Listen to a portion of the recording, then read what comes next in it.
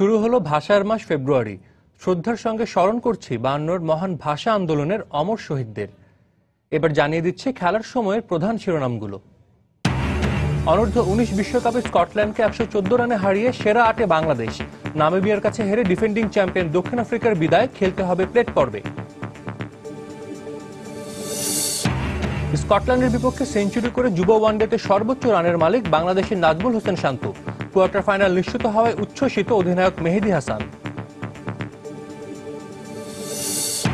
শেষ হলো টাইগারদের খুলনা পর্বের প্রস্তুতি। অনুশীলন ম্যাচে মাশরাফির লাল দলকে হারালো শুভাগত সবুজ দল। 2-1 দিনের মধ্যেই ঘোষণা হবে ওয়ার্ল্ড টি-20 স্কোয়াড। 24 ঘন্টার মধ্যে স্বপদে ফিরলেন শেখ জামাল সভাপতি মঞ্জুর কাদের। পদত্যাগপত্র প্রত্যাখ্যান কার্যনির্বাহী কমিটির এফসি কাপে অংশ নেওয়ার ঘোষণা। এবং নির্দিষ্ট লক্ষ্য নির্ধারণ না করলেও এসএ গেমসে ভালো ফলাফলের প্রত্যাশা বাংলাদেশ অলিম্পিক অ্যাসোসিয়েশনের। অ্যাথলিটদের শুভ কামনা বিওএ সভাপতি।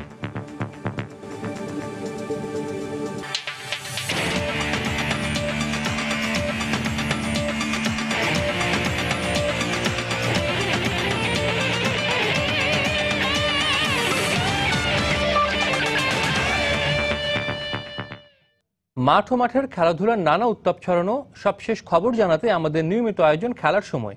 আর এই আয়োজনে আপনাদের সবাইকে স্বাগত জানাচ্ছি আমি সাজিদ মুস্তাহিদ। শুরুতে অনূর্ধ্ব 19 বিশ্বকাপ ক্রিকেটের খবর। নাজমুল হোসেন শান্ত রেকর্ড গড়ার দিনে স্কটল্যান্ডকে 114 রানের বিশাল ব্যবধানে হারিয়ে কোয়ার্টার ফাইনাল নিশ্চিত করেছে বাংলাদেশ। টসের প্রথমে ব্যাট করে 6 উইকেটে 256 রানের লড়াকু সংগ্রহ পায় ইয়াং টাইগাররা। জবাবে মিরাজ বাহিনীর নিয়ন্ত্রিত বোলিংয়ে 142 রানে গুটিয়ে যায় স্কটল্যান্ড। ম্যাচ সেরা হয়েছে নাজমুল হোসেন শান্ত। কক্সবাজার থেকে মিজানুর রহমান মিন্টুর ক্যামেরায় বিস্তারিত জানাচ্ছেন মাকসুম আলম খান। ফেভারিট তকমা নিয়ে টস হেরে ব্যাটিংয়ে নেমে শুরুতেই ধাক্কা খায় বাংলাদেশ।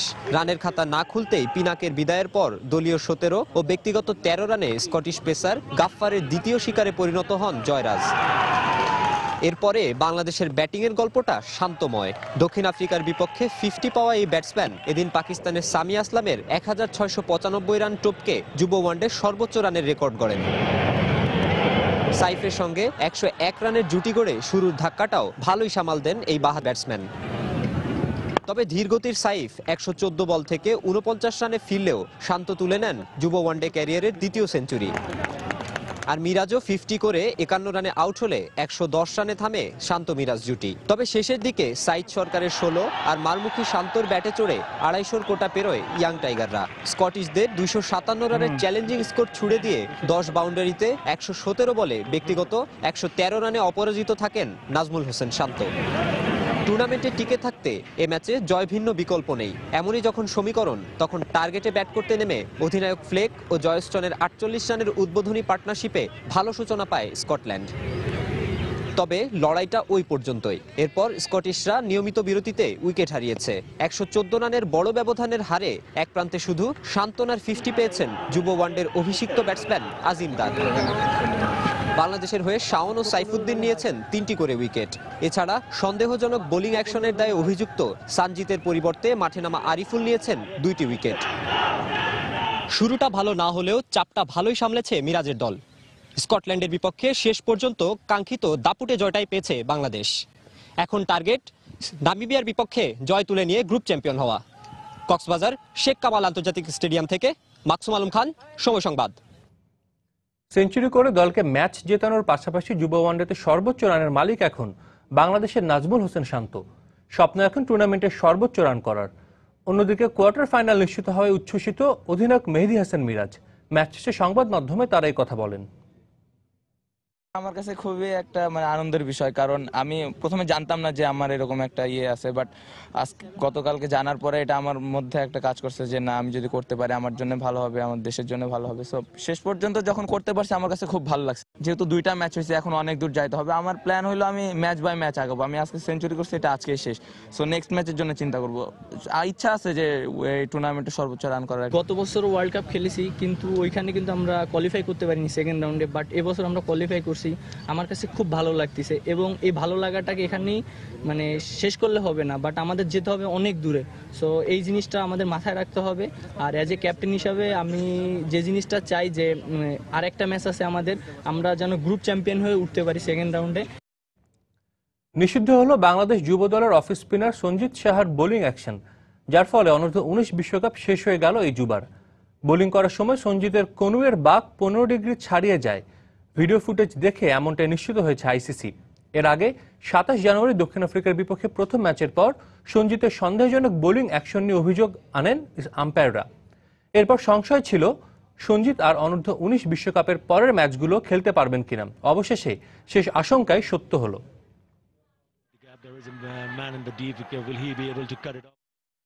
এদিকে জিম্বাবুয়ে অনূর্ধ্ব 19 দলকে 129 রানের বড় ব্যবধানে হারিয়েছে ইংল্যান্ড অনূর্ধ্ব 19 দল।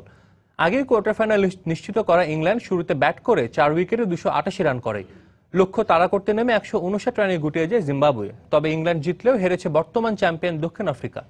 কক্সবাজারে নামিবিয়া 2 উইকেটে হারিয়েছে দক্ষিণ আফ্রিকাকে। এছাড়া চট্টগ্রামের এম.এ. আজিজ স্টেডিয়ামে ওয়েস্ট ইন্ডিজ 262 রানে হারিয়েছে ফিজিকে।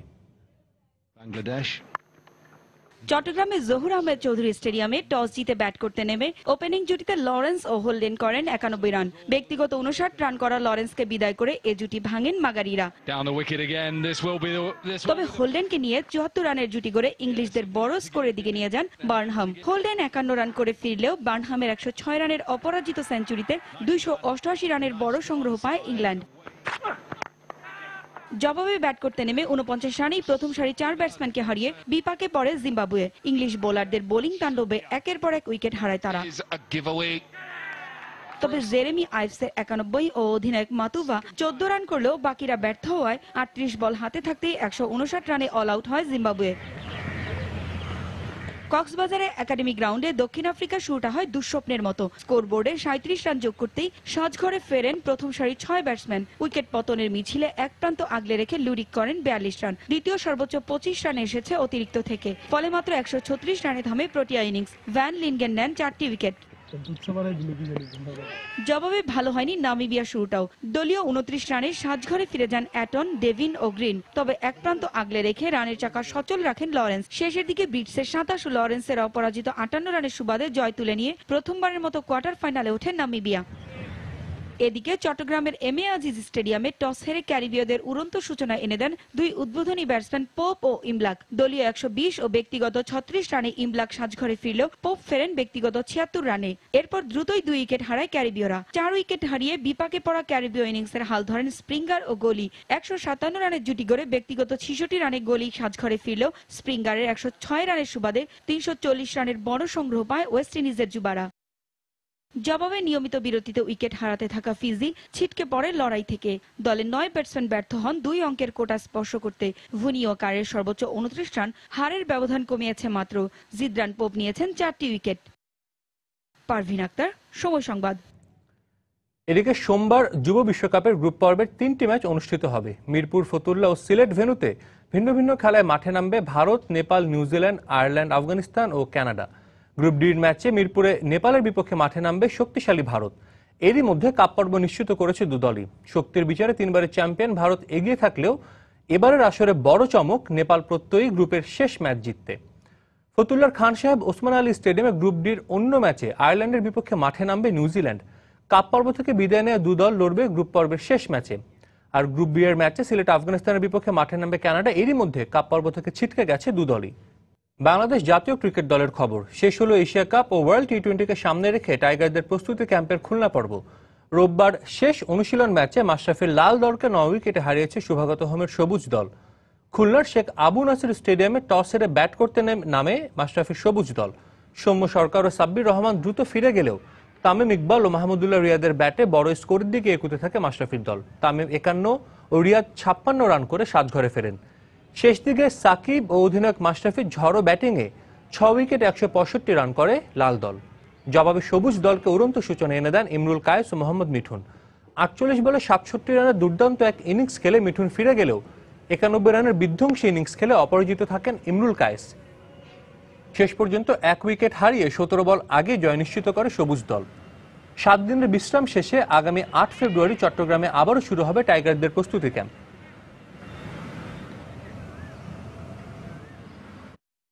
দু একদিনের মধ্যে ঘোষণা করা হবে বাংলাদেশের ওয়ার্ল্ড টি-20 চূড়ান্ত স্কোয়াড, জানিয়েছেন বিসিবি প্রধান নির্বাচক ফারুক আহমেদ।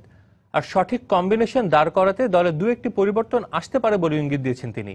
পাশাপাশি এখনো ম্যাচ ফিট না হওয়ায় রুবেল হোসেনকে বিশ্ব আসরের দলে বিবেচনা করা হবে না বলেও জানান তিনি। ইমপ্রুভ করার এবং আমরা চেষ্টা করছি যে একটা বেস্ট কম্বিনেশন খুঁজে বের করার এবং সেই অনুযায়ী আমরা টিমে যদি কোনো প্রয়োজন থাকে ডেফিনেটলি আমরা দুই একটা জায়গায় কিছু চেঞ্জ হবে। রুবেল আসলে এখনো ম্যাচ ফিটনেস তো অনেক কম, আমার মনে হয় সে হয়তো বা একদিন বল করেছে আমি যতটুকু খবর পেয়েছি, এখনো ওইটা করতে পারেনি। যেহেতু আমাদের একটা মনে করেন টাইম আছে যে যার মধ্যে একটা মানে বেঁধে দেওয়া আছে যে ওয়ার্ল্ড কাপ টিম অ্যানাউন্স করতে হবে, সেক্ষেত্রে হয়তো বা এই মুহূর্তে বিবেচনা করলে সে বিবেচনা আসবে না। বিশ্বের যে কোনো দলের ক্ষেত্রে বাংলাদেশ ক্রিকেট দলের পেস বোলিং বিভাগ সমীহ আদায় করে নিতে পারে। তাই ক্রিকেট বিশ্বে বাংলাদেশের পেস বোলিং আক্রমণ এখন অন্যতম সেরা বলে মন্তব্য করেছেন টাইগার পেসার রুবেল হোসেন। আসন্ন ওয়ার্ল্ড টি-20 আসরে বাংলাদেশের ইতিবাচক ফলাফলে পেসারের ভূমিকা রাখবে বলেও বিশ্বাস রুবেলের। বর্তমানে ইনজুরির কারণে জাতীয় দলের বাইরে আছেন তিনি। পুনর্বাসন প্রক্রিয়া শেষে জাতীয় দলের হয়ে ফিরতে মুখিয়ে আছেন রুবেল। ক্রিকেট বিশ্বে বাংলাদেশ দলের বোলিং বিভাগটা স্পিন নির্ভর বলেই পরিচিত, কিন্তু গেল বছর বিশ্বকাপে সেই পরিচিতি পাল্টে দিয়েছে পেসারদের সাফল্য।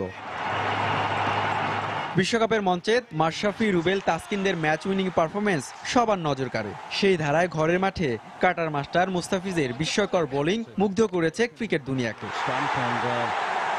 এছাড়াও আলামিনের বৈচিত্র্যময় পেস বোলিং এর সাথে বিপিএল এর আবিষ্কার আবু হায়দার রনের উঠে আসা, সব মিলে সমৃদ্ধ পেস অ্যাটাক বাংলাদেশের, এমনটাই মানছেন মাঠের ক্রিকেট যোদ্ধা স্বয়ং রুবেল হোসেনও। যে কোনো টিম ধরেন আমাদের পেস বোলিং অ্যাটাক এখন তারা চিন্তা করে না, এদের আগে যেমন আমাদেরকে স্পিনার নিয়ে সবসময় ওদের একটা অন্যরকম একটা গেম প্ল্যান করতো, বাট এখন আমাদের কিন্তু স্পিনার প্লাস আমাদের পেস বোলিং নিয়ে ওরা অন্যরকম একটা চিন্তা করে, কারণ আমাদের এখন ভালো ভালো পেস বোলার আসছে। ঘরের দরজায় করা নাড়ছে 14তম এশিয়া কাপ, কিন্তু ইনজুরির ঈর্ষায় বিপিএল এ হাতে গোনা কয়েকটা ম্যাচ খেলার পর আবারও রুবেলকে ইনজুরির ভূত পেয়ে বসায় হয়তো মিস করবেন এশিয়া কাপ ও ওয়ার্ল্ড টি-20 আসর। মাঠে বল হাতে দৌড়াতে না পারলেও রুবেলের বিশ্বাস মেগা আসরে ইতিবাচক ফলাফল করবে বাংলাদেশ। আমাদের টিম তো অনেক ভালো টিম, সব দিক থেকে বোলিং বলেন ব্যাটিং বলেন সব দিক থেকে এখন ভালো টিম। তারপরও টি-20 খেলা তো, তারপরে ইনশাল্লাহ আমি চাই আমাদের টিম এবার ওয়ার্ল্ড কাপে খুব ভালো একটা রেজাল্ট করবে। গেল বেশ কিছুদিন হলো নেটে বোলিং অনুশীলন করছেন রুবেল, তবে শতভাগ ফিট হয়ে উঠতে বিশ্বকাপের অন্যতম নায়ক রুবেলের সময় লাগবে অন্তত 2 সপ্তাহ। কোনো রকম পেইন ফিল করতেছি না, আমি এই 3টা সেশনে বোলিং করে দেখলাম। গেল জুলাইয়ে দক্ষিণ আফ্রিকার বিপক্ষে বাংলাদেশের হয়ে শেষ ওয়ানডে খেলেন রুবেল হোসেন। হুমায়ুন কবির রোজ, সময় সংবাদ, ঢাকা। অস্ট্রেলিয়া ভারত টি-20 সিরিজের খবর। শেন ওয়াটসনের অধিনায়কত্ব আর সেঞ্চুরির দিনে হোয়াইট ওয়াশের লজ্জা এড়াতে পারেনি অস্ট্রেলিয়া। সিডনিতে সিরিজের শেষ টি-20তে শ্বাসরুদ্ধকর ম্যাচে অজিদের 7 উইকেটে হারিয়েছে ভারত। অস্ট্রেলিয়ার দিয়ে 197 রানের জবাবে শেষ বল পর্যন্ত খেলে জয়ের বন্দরে পৌঁছে যায় সফরকারী ভারত। ঘরের মাটিতে দ্বিতীয়বারের মতো হোয়াইট ওয়াশ হল অস্ট্রেলিয়া। টস জিতে ব্যাট করতে নেমে দলীয় 16 রানে অভিষিক্ত উসমান খাজা আউট হলে বিপাকে পড়ে অজিরা। 14 রানে আশিস নেহরার শিকার হন খাজা। উইকেটে আসা যাওয়ার মিছিলে শন মার্শ আর গ্লেন ম্যাক্সওয়েল সামিল হলেও ব্যাট হাতে একপাশ আগলে রাখেন টি-20 ফরম্যাটের নবম অজি অধিনায়ক শেন ওয়াটসন। ট্র্যাভিস হেডের সাথে ওয়াটসনের 93 রানের জুটিতে বড় সংগ্রহের রসদ পায় অস্ট্রেলিয়া। হেড 26 রানে 7 ঘরে ফিরলেও 10-4 আর 6 ছক্কায় 71 বলে 124 রানের ঝড়ো ইনিংস খেলে অপরাজিত থাকেন ওয়াটসন। শেষ পর্যন্ত 5 উইকেট হারিয়ে 197 রানের লড়াকু স্কোর করে অস্ট্রেলিয়া। 198 রানের বড় টার্গেট তাড়া করতে নেমে 2 ওপেনার রোহিত শর্মা আর শিখর ধাওয়ানের 46 রানের জুটিতে দারুণ সূচনা পায় ভারত। ধাওয়ান 26 রান আউট হলেও 38 বলে 50 তুলে নেন শর্মা। এরপর বিরাট কোহলির 50 আর শেষ দিকে সুরেশ রায়নার 25 বলে 49 রানের অপরাজিত ঝড় ইনিংসে শেষ বল পর্যন্ত খেলে 3 উইকেট হারিয়ে জয় নিশ্চিত করে ভারত। পাকিস্তান নিউজিল্যান্ড ওয়ানডে সিরিজের খবর। 3 ম্যাচ সিরিজের তৃতীয় ওয়ানডেতে বৃষ্টি এনে পাকিস্তানকে 3 উইকেটে হারিয়েছে নিউজিল্যান্ড। এ জয় 2-0 সিরিজ জিতে নিয়েছে স্বাগতিকরা। অকল্যান্ডে বৃষ্টিবিঘ্নিত ম্যাচে টস জিতে সবগুলো উইকেট হারিয়ে 290 রান করে পাকিস্তান। বৃষ্টির কারণে কার্টেল ওভারে কিউইদের জয়ের লক্ষ্য দাঁড়ায় 43 ওভারে 263 রান। গাপটিল ও কেন উইলিয়ামসনের দ্বিতীয় উইকেটের রেকর্ড জুটিতে 2 বল হাতে রেখে জয়ের বন্দরে পৌঁছে যায় কিউইরা। অকল্যান্ডে পাকিস্তানের শুরুটা খুব একটা ভালো হয়নি। স্কোরবোর্ডে 20 রান যোগ করতেই 7 ঘরে ফেরেন 2 উদ্বোধনী ব্যাটসম্যান শেহজাদ ও আজহার আলী। এরপর বাবর আজমকে সাথে নিয়ে হাল ধরেন মোহাম্মদ হাফিজ। তৃতীয় উইকেটে 134 রান জুটি গড়ে হাফিজ 76 ও বাবর ফেরেন 83 রানে। শোয়েব মালিকের 32 ও সরফরাজ আহমেদের 41 রানের উপর ভর করে 290 রানের সংগ্রহ পায় সফরকারীরা। জবাবে কিউইদের শুরুটা হয় বাজে। দলীয় 6 রানে ব্যক্তিগত 0 রানে সাজঘরে ফেরেন ম্যাককালাম। এরপর দ্বিতীয় উইকেট জুটিতে নিউজিল্যান্ডের পক্ষে সর্বোচ্চ 159 রানের জুটি গড়ে গাপটির 82 ও উইলিয়ামসন ফেরেন 84 রানে। এরই মধ্যে বৃষ্টির কারণে খেলা 1 ঘন্টা বন্ধ থাকলে কিউইদের লক্ষ্য ধরে 263। এরপর দ্রুত কিছু উইকেট হারালেও অ্যান্ডারসনের 35 রানের সুবাদে জয় নিশ্চিত করে নিউজিল্যান্ড। পদত্যাগ করার 24 ঘন্টা পার না হতেই শেখ জামালের শপথে ফিরলেন মঞ্জুর কাদের। রোববার বিকেলে ক্লাব প্রধানের গুলশানের অফিসে জরুরি সভায় মঞ্জুর কাদেরের পদত্যাগপত্র প্রত্যাখ্যান করে কার্যনির্বাহী কমিটি। এর কিছুক্ষণ পরে শেখ জামাল সভাপতি তার সিদ্ধান্ত পরিবর্তনের বিষয়টি ক্লাবের পরিচালক নজিব আহমেদকে জানান। এছাড়াও কার্যনির্বাহী কমিটির সভায় সিদ্ধান্ত এসেছে আসন্ন এএফসি কাপে অংশ নেবে শেখ জামাল ধানমন্ডি ক্লাব। গেল কদিন ধরেই দেশের ফুটবল পাড়া অস্থির শেখ জামাল বাফুফের মুখোমুখি অবস্থানে। শনিবার হঠাৎ মঞ্জুর কাদেরের পদত্যাগ কিছুতেই মেনে নিতে পারেনি ক্লাবটির সমর্থকরা। সভাপতির এমন সিদ্ধান্ত প্রত্যাখ্যান করে তারা। দাবি জানায় প্রেসিডেন্ট পদে ফিরে আসুক মঞ্জুর কাদের। হঠাৎ করে এই ডিসিশন নেওয়াতে আমরা খুবই হতাশ হয়েছি। দেশ এবং বিদেশের যে সুনামটা উনি বয়ে নিয়ে আসছেন, এই সুনামটা যেন উনি সবসময় বয়ে আনতে পারেন, সেই সুযোগটা প্রাইম মিনিস্টার যেন করে দিয়ে আমাদের কাদের ভাইকে আমাদের প্রেসিডেন্ট হিসেবে আমাদের মাঝে যেন ফিরিয়ে দিতে দেন। কিছুক্ষণ পরেই গণমাধ্যম কর্মীদের চোখ ফাঁকি দিয়ে উধাও শেখ জামাল ধানমন্ডি ক্লাবের এই কর্তা। এরপর শুরু হয় কার্যনির্বাহী কমিটির সভা। প্রায় 30 মিনিটের রুদ্ধদ্বার বৈঠক শেষে শেখ জামাল ক্লাবের কর্মকর্তারা মঞ্জুর কাদেরের পদত্যাগপত্র প্রত্যাখ্যান করার সিদ্ধান্ত নেন। মঞ্জুর কাদের সাহেব যে পদত্যাগপত্র পেশ করেছিলেন সেটা আমরা প্রত্যাখ্যান করেছি। সর্বসম্মতিক্রমে এই সিদ্ধান্ত হয়েছে যে উনি এই ক্লাবের প্রেসিডেন্ট দায়িত্ব পালন করবেন। আর তারপরেই ক্লাবের পরিচালক নজিব আহমেদ জানিয়ে দেন ক্লাবের সাথেই থাকছেন মঞ্জুর কাদের। টেলিফোনে কথা হয়েছে, আমি ওনাকে আজকে সিদ্ধান্ত জানাইছি। উনি আমাকে বলছেন সিদ্ধান্ত বলছেন যে তোমরা যে সিদ্ধান্ত নিচ্ছ আমি সিদ্ধান্ত সম্মান করি, আমি আমার দায়িত্ব পালন করার জন্য আমি সম্মতি জ্ঞাপন করছি। আসন্ন এএফসি কাপেও শেখ জামালের অংশগ্রহণের বিষয়টি নিশ্চিত করা হয় সভা থেকে। সঙ্গে দল ছেড়ে দেওয়া ফুটবলারদের ঘরে ফেরার আহ্বানও জানান শেখ জামাল পরিচালক। আমরা এফসি কাপ খেলতে যাব, লিগ খেলবো কিনা এটা আমরা পরবর্তীকালে কাদের সাহেবের সাথে বসে প্রেসিডেন্টের সাথে আলাপ আলোচনা করে আমরা পরিস্থিতির উপর নির্ভর করে আমরা বলবো। ফেডারেশনের কিছু কুচক্র মহল যোগ সাজ করে বিভিন্ন ক্লাবে দিয়ে ভাগ বাটারা করে দিয়ে দিয়েছে। আমরা ফুটবল ফেডারেশনের কাছে অনুরোধ করব যে তাদেরকে আমাদের ক্লাবে ফেরত দিয়ে দেওয়ার জন্য। চিকিৎসার জন্য সিঙ্গাপুরে যাওয়ায় জানা যায়নি মঞ্জুর কাদেরের প্রতিক্রিয়া। রায়হান মাসুদ, সময় সংবাদ, ঢাকা। খেলার সময় আরো যা দেখবেন।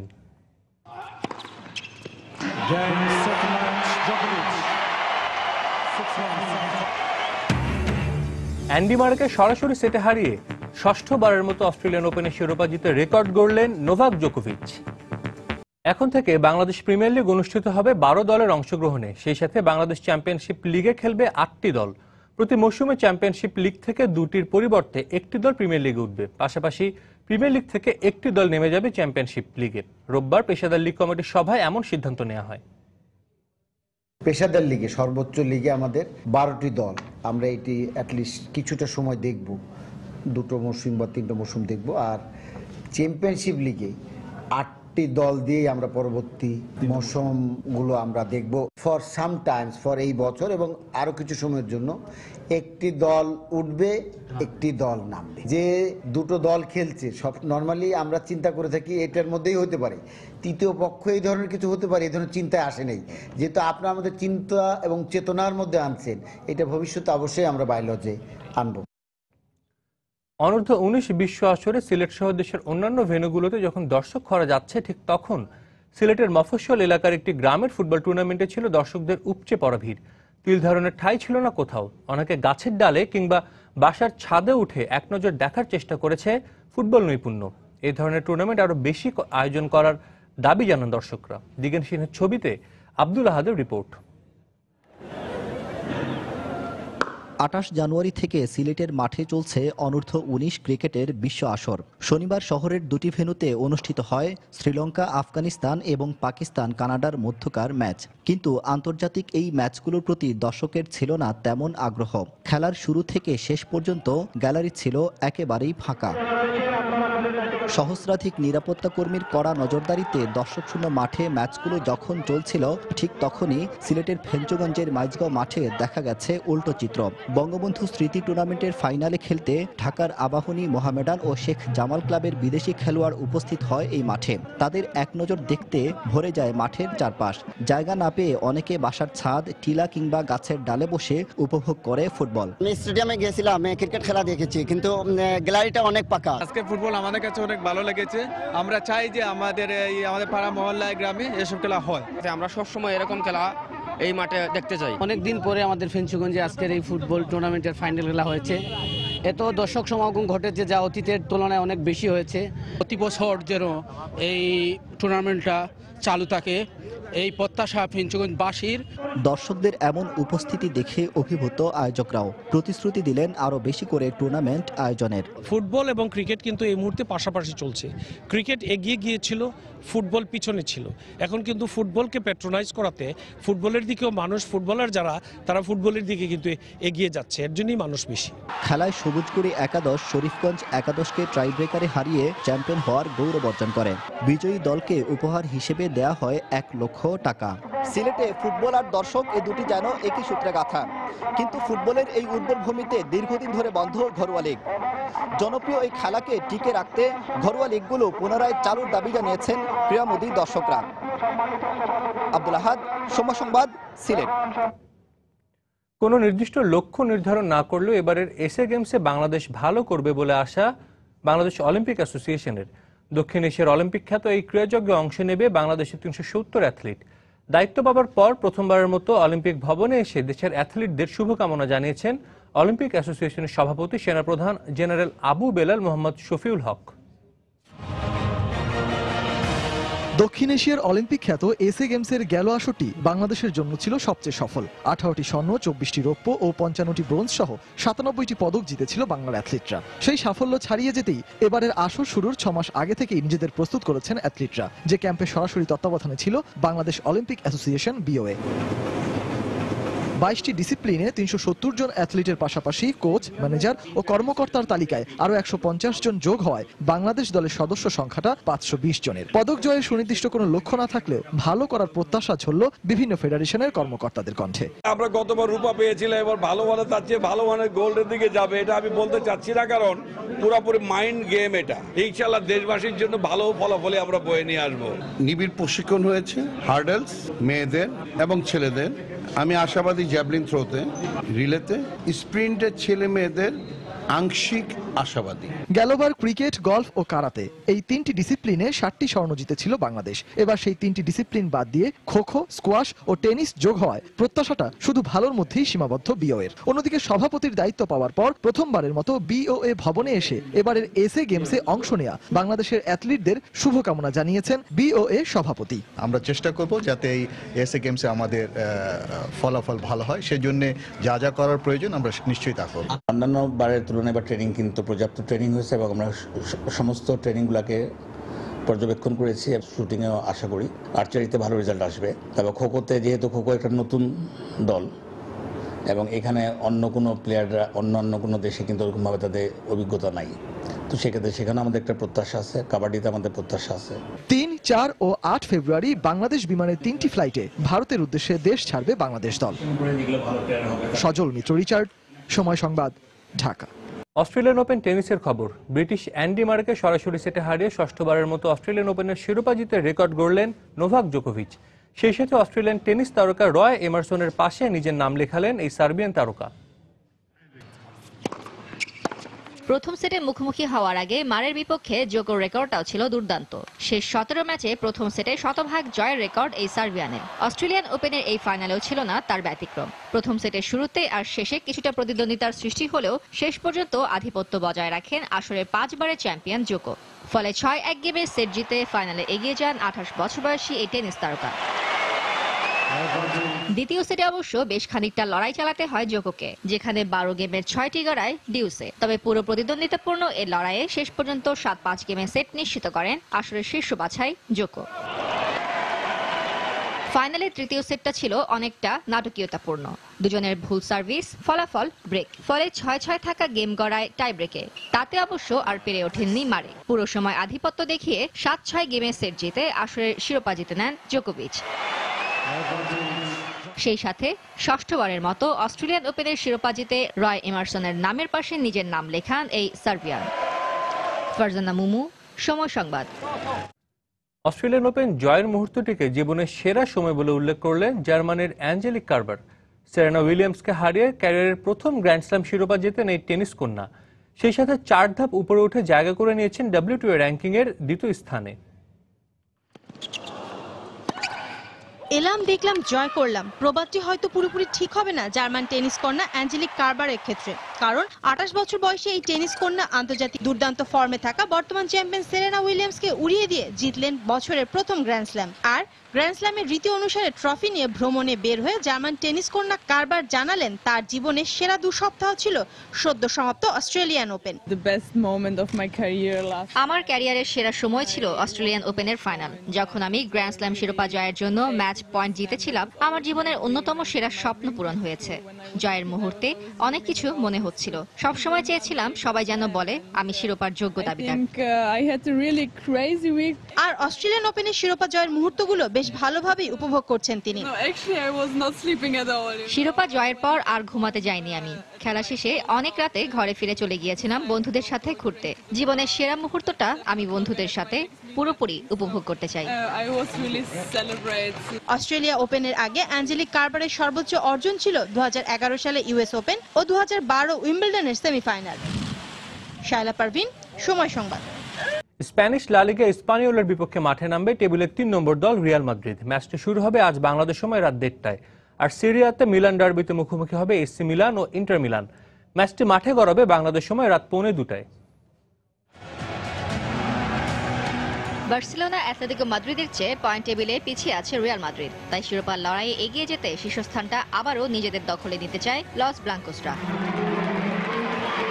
এবার লা লিগার ম্যাচে রিয়ালের প্রতিপক্ষ এসপানিওল, যাদের বিপক্ষে শেষ 16 ম্যাচের একটিতেও হারের স্বাদ পায়নি তারা। তার উপর আবার খেলা রিয়ালের ঘরের মাঠ সান্তিয়াগো বার্নাবুতে, যেখানে লিগের শেষ 5 ম্যাচের প্রতিটিতে জয় আছে তাদের। তাই প্রথম লেগে দাপুটে জয় তুলে নেওয়া লস ব্লাঙ্কোসরা এই ম্যাচে আত্মবিশ্বাসে থাকবে অনেকটাই এগিয়ে।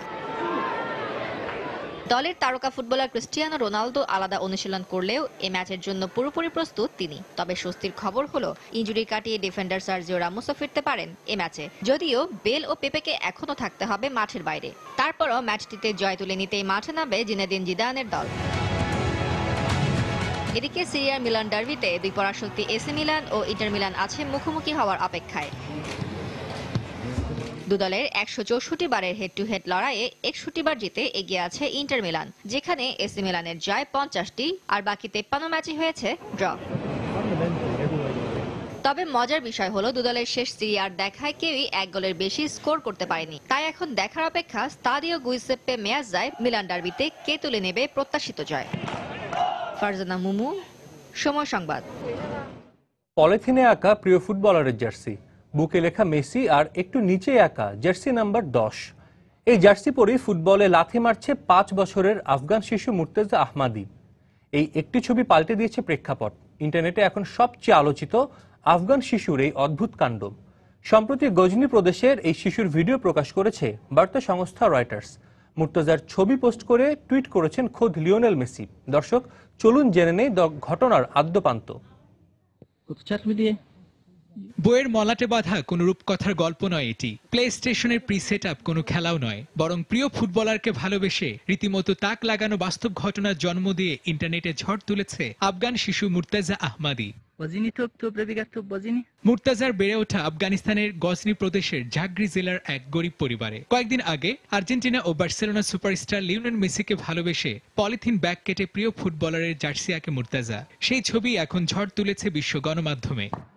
ফুটবল কাদার খুশ রে ফুটবলের খুদে জাদুকর লিওনেল মেসির ভক্ত আছে পুরো দুনিয়া জুড়ে। মাঠ ও মাঠের বাইরে রক্ত মাংসের মেসির দেখা পেতে মরিয়া ভক্তকুল। ফুটবল জ্বরে কাঁপতে থাকা ইউরোপের বাইরেও এর নজির রয়েছে। যুদ্ধবিধ্বস্ত আফগানিস্তানের প্রত্যন্ত অঞ্চলেও খোঁজ মিলেছে মেসির খুদে ভক্তের। 5 বছর বয়সী মুর্তাজার অভাবনীয় কাণ্ড পৌঁছে গেছে স্বয়ং মেসির কাছে। পাহাড়ে খেলে বেড়ানো মুর্তাজার স্বপ্ন একদিন দেখা হবে মেসির সাথে। উপহার পাবে প্রিয় ফুটবলারের জার্সি।